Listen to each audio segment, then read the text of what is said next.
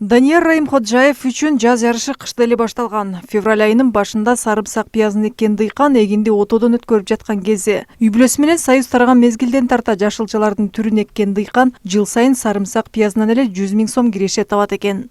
Үй бүлөбүздө 6 жан болсо 54 соток жерибиз бар. 54 сотокке 25 сотокке пияз экебиз, 15 сотокке чеснок экебиз. Бу жыл жаз эрте келген сабаплы мана чесноларды азыр чөплөрүн алып атабыз.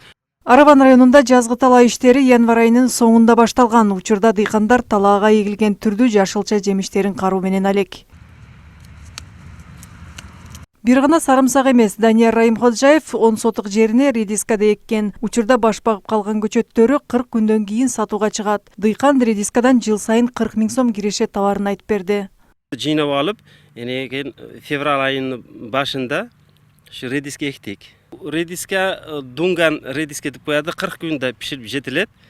Кудай кааласа апрелдин башында пишат.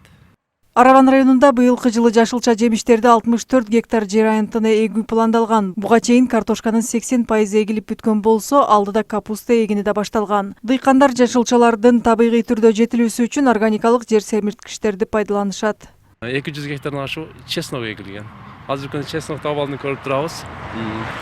Дыйкандар эгип атат, тигип атат, карап атат. Жашылча былтырга салыштырмалуу гектар аянты жашылчаныкы көбүрөөк болушу күтүлүп атат.